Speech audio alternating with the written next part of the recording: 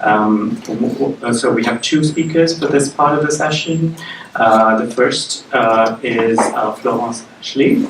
And Florence is a trans feminine activist based in Montreal. And she is an LLM candidate, that's a law degree, at McGill. And she specializes in bioethics with a focus on transgender healthcare policy. She is an O'Brien Fellow at the Center for Human Rights and Legal Pluralism, and a Fellow of the McGill Research Group on Health and Law, and is the recipient of the Bourse d'Orient of the Council Conseil québécois LGBT. And most recently, I just learned that she will soon be clerking at the Supreme Court of Canada. So congratulations, Florence.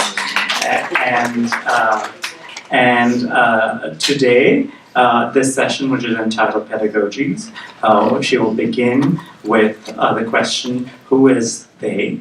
The obligation to respect neutral pronouns and agreements in the Francophone school. So please join me in welcoming Florence.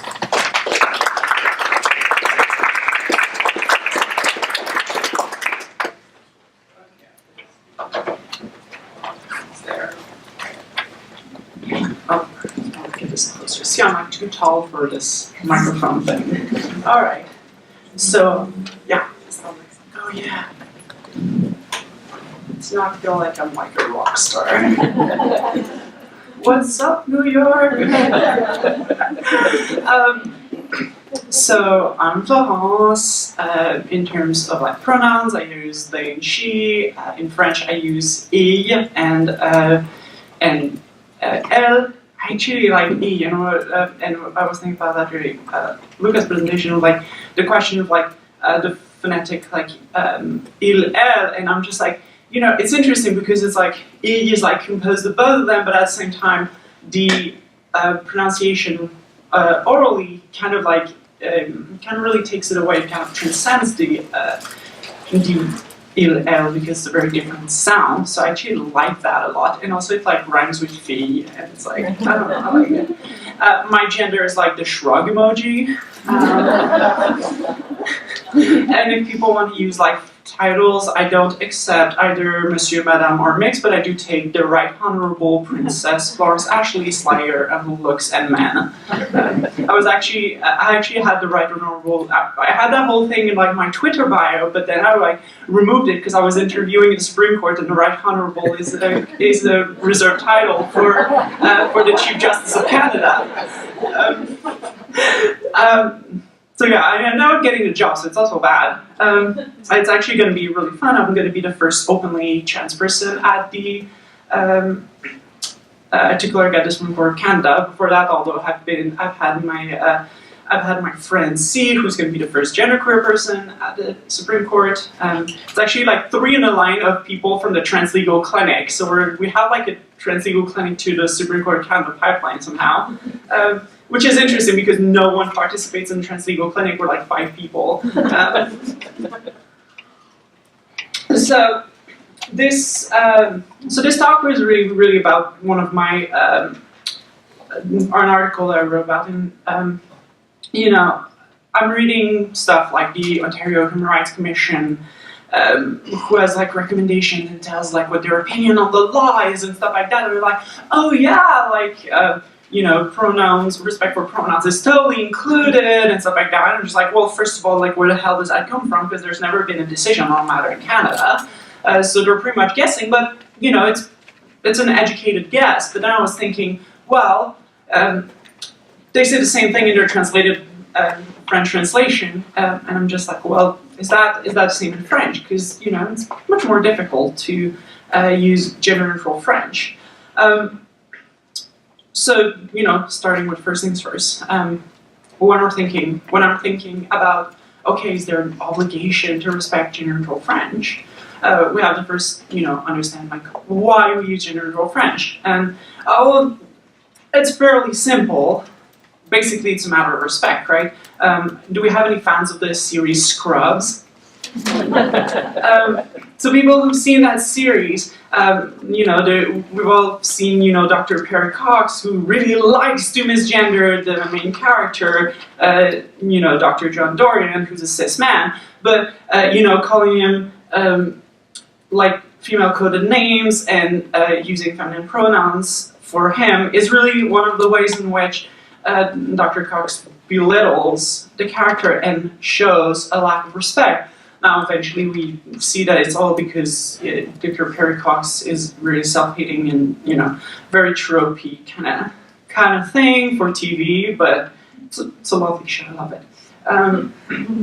But when we're looking at that, we really see in Dr. Perry Cox a really cruel person who disrespects people. You know, but somehow, when it comes to non-binary people just don't see it that way. When it comes to trans people, people don't see it that way. When you're asking people to respect your pronouns, people are like, oh, but it's so much effort, it's so hard for me. And I'm just like, oh my God, it's so not. In English, it definitely is not. In French, it's like, okay, you have to make like a little bit of effort, you know, it takes a little bit of getting used to. But anyone that I know who's actually taking the time to try has gotten it, you know, like about like 15 minutes of like trying, you know, it's not that hard, you know, especially when I'm like, you know, in my specific case, I'm not like, I'm really asking like bare minimum, like I'm asking for e pronoun, but I'm fine with like feminine agreement. So like I'm not even, you know, I'm not even asking them to relearn a whole like part of language because I'm fine with it. A lot of people are not fine with it, and that's, you know, they'll have to put in the effort when those cases come along. But it's not even a case with me, and still then people have a lot of trouble with that. So how do we deal with the matter of the French language in terms of law when, you know, there's relatively little consensus as to how gender-neutral French is supposed to work?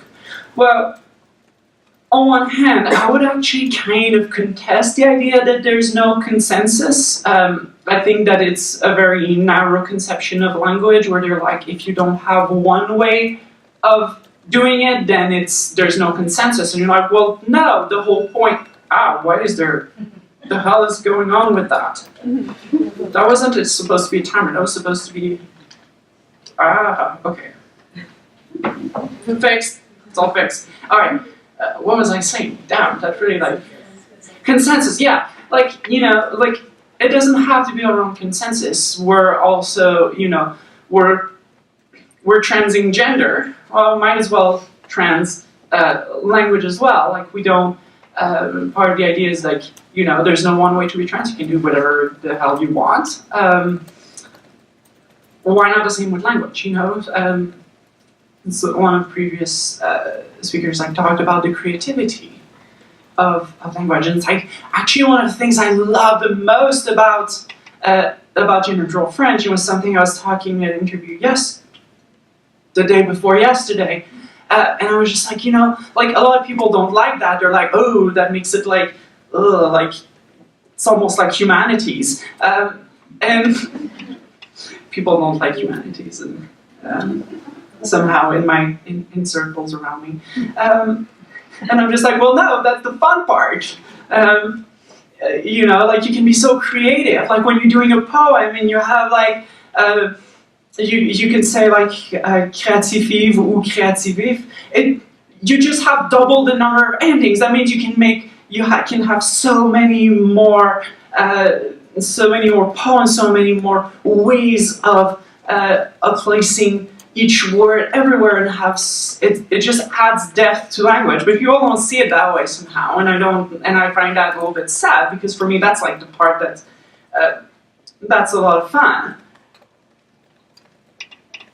On the other hand, I'm coming to the question of legal obligations knowing what the law is. So even before I start my inquiry, I kind of know where it's going to hitch, like where the problem's going to be. And I know that one of the issues is going to be, well, it's more difficult to speak gender-neutral French. So the question is like, well, what what do we do with that? So we first got to look at a little bit what the kind of like social context is around that. We're looking at something like a lot of people. So about a third of trans people are non-binary, according to recent statistics, and it's even higher among youth. A lot of them are going to use gender-neutral French to refer to themselves. So it's not a few individuals, it's actually a lot of people, and so we need to start looking at like institutional approaches, because case by case ends up screwing up trans and non-binary people all the time. That's kind of like the worst case scenario, because people are assholes. So when you do case by case, well, you're saying it's whatever the asshole wants. Exactly. Trans people have a lot of issues. Trans and non-binary people have a lot of issues in school, particularly, and I've focused a little bit more on schools for my concerns, because it's been kind of a discussion in the Quebec educational world. What do we do with trans people?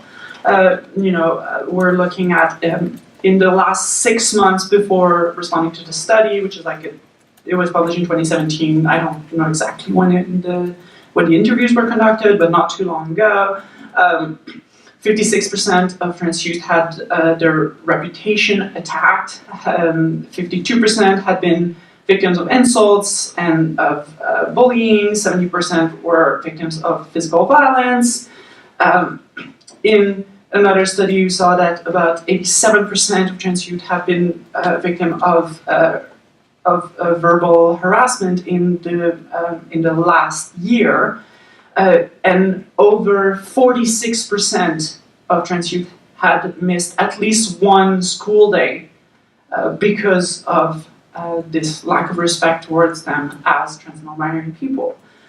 So there's a huge issue in terms of access to education, and I see that a lot. In law school, it's like I'm like pretty much one of the only trans persons there. Like. It's been getting a little bit better. Two of my friends have come out as non-binary toward the end of law school, but overall it's been pretty sad, especially since you'd expect way more trans people if we just have a proportionality element to it, and all those things have an impact in terms of quitting school and stuff like that. Despite the fact that trans and non-binary people are still exceedingly resilient, because we were looking at statistics, and we're seeing that despite all of those difficulties, we tend to be more educated than the general population, which is perhaps because even though school is a horrible place, the workplace is even worse. I've decided to do academia because I started transitioning when we're at the event, like around the time when you're supposed to be applying for big firms. And I was just like, I went to like 1 or 2 cocktails and I was just like, nope, not happening. First of all, because I'll never be assigned any clients, because the clients will be like, oh, I don't want to work with that thing. Which is, a little bit, there's a kind of like oblique discrimination, which is an issue, because the employers will say, well, we're not discriminatory, we're just giving what the client wants, but what the client wants is discriminatory. So that's kind of the background. There's a lot of hostility towards people in school environments, and non-binary people ended up kind of like self-selecting out, or missing school, or having mental health issues due to misgendering, which impacts both the results, and also just the fact whether they're at school or not. So with that in the back of my mind, I want to look a little bit at, how we can have a protection. So in Canada, we have to understand a little bit the structure of human rights law. There's a federal level, and there's a provincial level, and there's a intergovernmental level. So the Canadian Constitution has protections against discrimination. The term sex under that law has been widely interpreted as including trans people, although there is some a little bit of uncertainty as to whether that includes non-binary people because of the way it's been interpreted in the past. But even if it did not, there's a notion of analogous grounds, which can be used to create a new category, which was what had happened with sexual orientation. In Canada, we didn't interpret sexual orientation as falling under sex. We created a new category in the idea that anti-discrimination law should apply to kind of like everyone who is a marginalized group. Unfortunately, some of them have not been recognized, which has been a little bit unfortunate. Some of them have been half-assed recognized, like citizenship. So this is this law. So this law is the strongest one because it's constitutional, and it applies to both the provincial government and the federal government. But it doesn't apply to private entities, and public schools are, for the most part, considered to be private non-governmental entities for the purposes of anti-discrimination law. There's a lot of debate about that. It's a controversial thing, but the most recent and the strongest precedent seems to indicate that it wouldn't apply to school. So it's kind of an uphill battle. So what we do instead is we look at a provincial level because schools are under provincial jurisdiction. And then we have, in Quebec, we have the Charte québécoise des droits et libertés de la personne, which is a standard human rights code, includes the standard rights, freedom of expression, freedom of religion, freedom of life, liberty, security of the person, anti-discrimination, blah, blah, blah. And since 2016, the problem regarding whether non-binary people are included or not was kind of solved by adding the terms gender identity and expression as grounds, as protected grounds. So now we kind of like bypass that whole discussion, and a friend of mine, Jean-Sébastien Sauvé, who did his doctorate recently on issues of gender markers and stuff like that, was of the opinion that like it would be recognized. I'm like, nah, I'm pretty sure it would be recognized, but like now it was kind of settled by bypassing the problem. Although it's kind of sad because I would have liked to know who was right in our little debate. So you have this protection in terms of discrimination, and then the question is like, well, what do we do with that? So I looked at a couple of the possible protections, and the first one I looked at was, what about privacy rights? Because that's one of the classic ones for protecting trans people is like, it's privacy, like I just want to go pee, stop looking at my junk. Well, sometimes I don't mind, but you know, some people mind. Not everyone's is weird like me. But privacy rights don't work all that well because it's like for non-binary people, because it's like, well, what is the grounds of privacy? What's being disclosed? Because you know, when you're cis-passing trans woman, cis-passing trans man, oftentimes we're like, well, yeah, but you're disclosing that the person is trans, and that's a breach of their privacy. And we're like, well, I'm non-binary. I use gender-neutral pronouns. I'm literally telling everyone I'm trans whenever I just say hello, I'm trans. So how the hell is the privacy part gonna work in that context? It's not clear that it really works.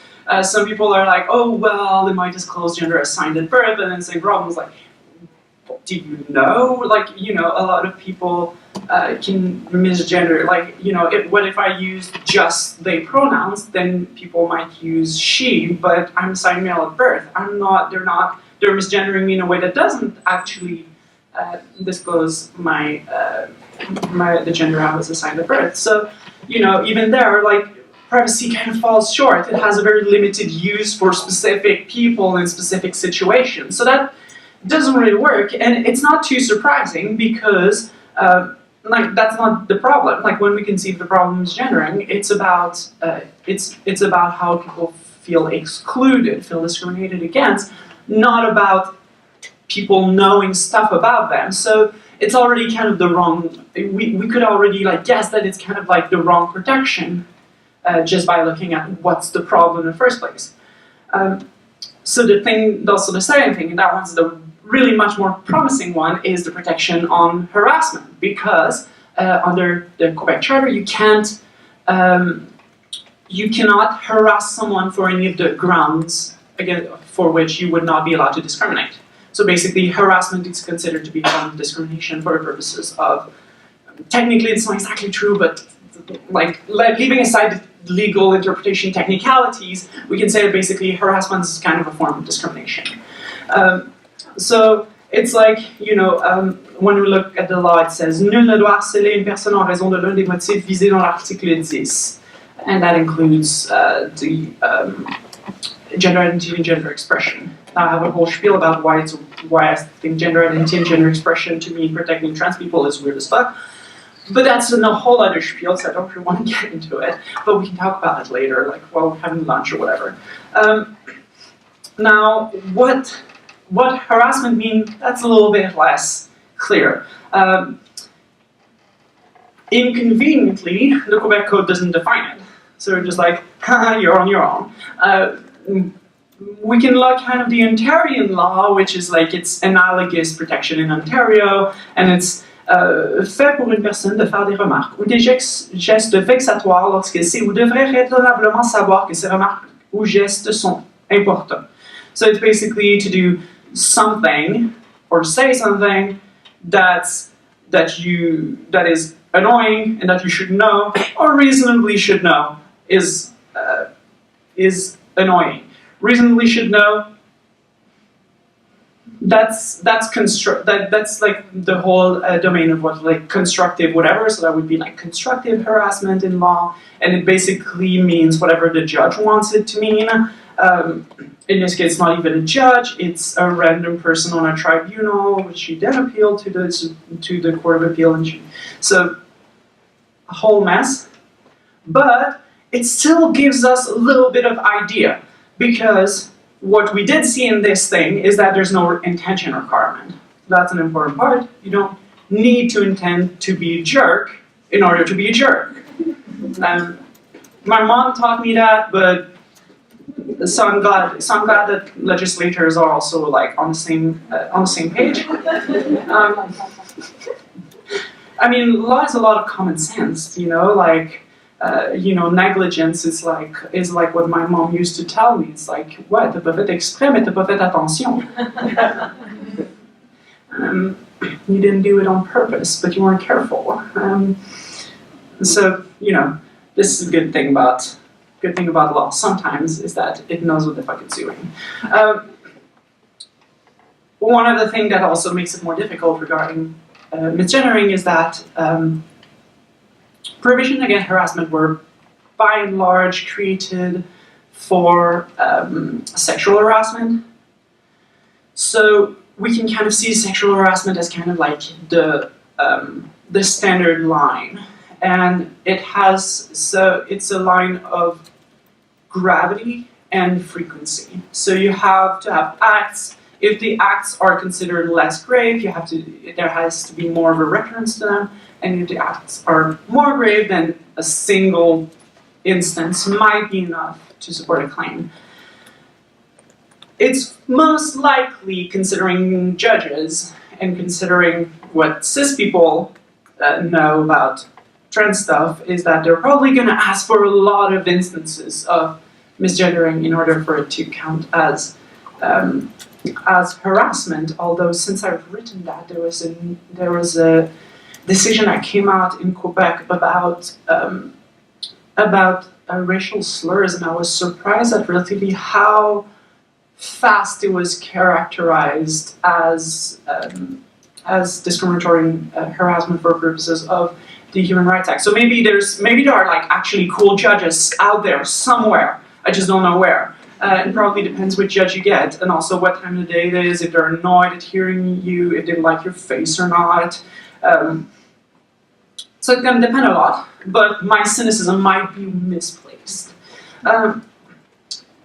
And of course, it's and that's also an important part. It's the perception that's the basis. So it's the perception of a reasonable non-binary person. So it's on one hand, it's not purely subjective.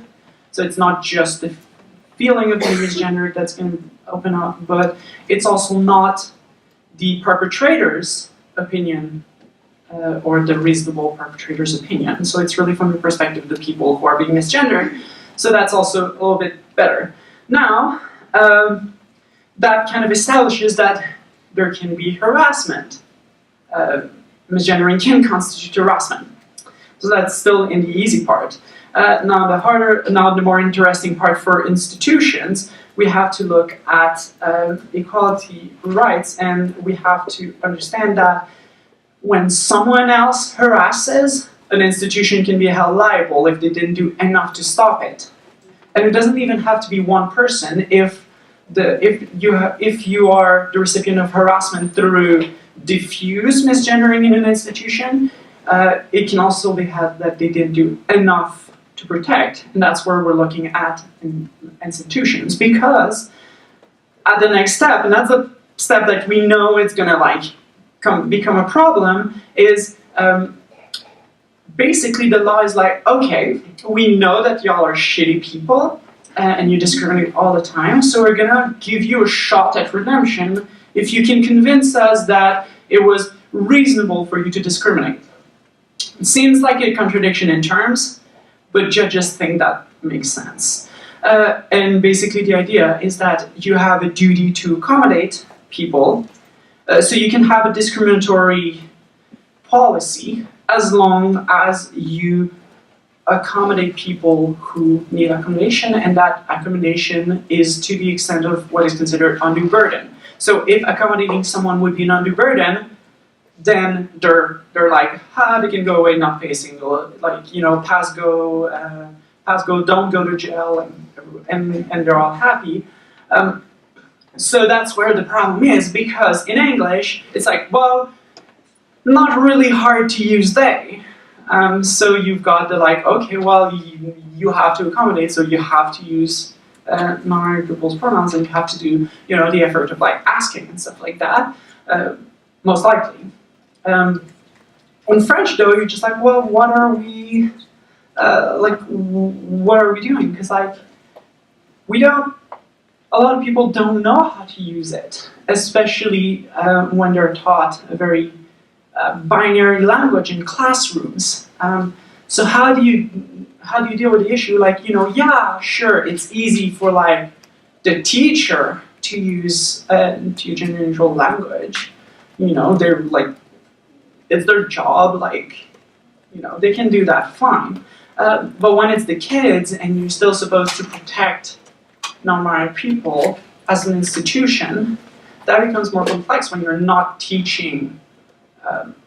When you're not teaching the language, and this is also where we, you know, hit the limits of law, where the law doesn't really tell us anymore what if it would be an undue burden or not, because there's never been, you know, cases brought about that. It's a very annoying situation, this uncertainty, but it's an uncertainty that's pretty much all of trans law, because there's like 5 decisions in all of Canada on trans shit. So everything else is like creativity, so which goes back to like, that's why I do this is so much fun, because I can just bullshit my way and no one knows that it's wrong because there's no judgment telling me that I'm wrong. But it's a really puzzling situation, because what we're saying right here is that human rights for Francophone non-binary people might be different than for Anglophone non-binary people. And as far as I know, that's like the only case in Canadian law. There's no other case I know of where that would be a real difference. And that could even be a constitutional difference, because now we've been looking at the provincial text because we're looking at schools. But if we're looking at government documentation, the same analysis or a similar analysis would be applying at the governmental level, And then you could potentially have different constitutional rights for different kind of people, which is kind of mind-boggling for me, and which I find absolutely fascinating, but is also a very sad thing. So what do we do in face of that? Well, institution will have to pass policies, because if the law stops there, then the school's going to have to carry it on. That's something that's been done a little bit in Canada. In the face of the uncertainty of the law, school boards have started passing guidelines and stuff like that. The problem, and that was like so annoying for me, because I first presented on this paper at the Chaire de Recherche sur l'homophobie at UQAM, and presented about that in front of, like all the big people working on like queer and trans issues in Montreal. And then they had a national table, la table nationale de lutte contre l'homophobie et la transphobie dans les réseaux de l'éducation. They really need to get like an acronym, but they haven't done an acronym. I don't know why you do that to us. Especially since the like distinguisher, which is dans les réseaux de l'éducation, is like put at total end, so you can't even just say the first 2-3 words and know which one it is, right? Because they're all called table nationale, they put out those guidelines late 2017. I was like, ooh, that looks interesting. And I read it, and it didn't say anything about gender-neutral French. And I'm just like, and one of the reasons for that is that we live in a very Anglo-centric world, even in Canada, and most of the policies passed in Quebec are basically copy-pasted from documents that were passed in the rest of Canada, which are fantastic documents, but are essentially Anglo documents that were translated in French afterwards. So they're not thinking about the specificities of gender-neutral French. And it's like, for the most part, almost all cis people on board. There was like one trans person who's not particularly engaged with community, is someone who's a teacher, which is, a great perspective, but isn't necessarily able to bring the voice of different trans people, and certainly not non-binary people. In fact, when I talked to her about it, she was like, oh, she kind of like didn't realize there was an issue, which I was like, seriously, like you couldn't like ask like one non-binary person to be like on your like writing crew, like for real? But no, they didn't. Apparently they couldn't. I don't know. They're probably too lazy actually. So the problem is, if you want to, they're like, oh yeah, you have to respect pronouns, and you have to not misgender people. But they don't tell you how the hell you're supposed to do this. If you're like in like rad queer trans groups, you probably know how that's done, because you have like 5 bazillion friends who use gender-neutral French. But if you're like a random kid in high school, how the hell are you supposed to know? And if you're a random, teacher in high school, you're probably not going to know either. So, so that's been like a huge issue. And one of the things that I should really do is try to have policies that actually speak to that. So have, a list of example pronouns, have examples of how this language is to be used, and provide for the context of the educational environment, because in a school, you're going to have people who have learning disabilities. You're going to have people for whom French is not a first language. You're going to have a policy that speaks to the fact that they might not be able to easily use gender-neutral French, and you're going to have to make provisions for that. How do you help them? Because almost all of them are capable of doing it, but they might not be capable given just the same resources. You might have to give more resources and take more time. So that's all stuff that needs to be in the policy. Unfortunately, it's stuff that's not being done, and the law is of basically no help. So I revert back to my usual cynicism and think that the world is going to collapse, and I'm just going to like go cry in a corner. And that's all for my presentation.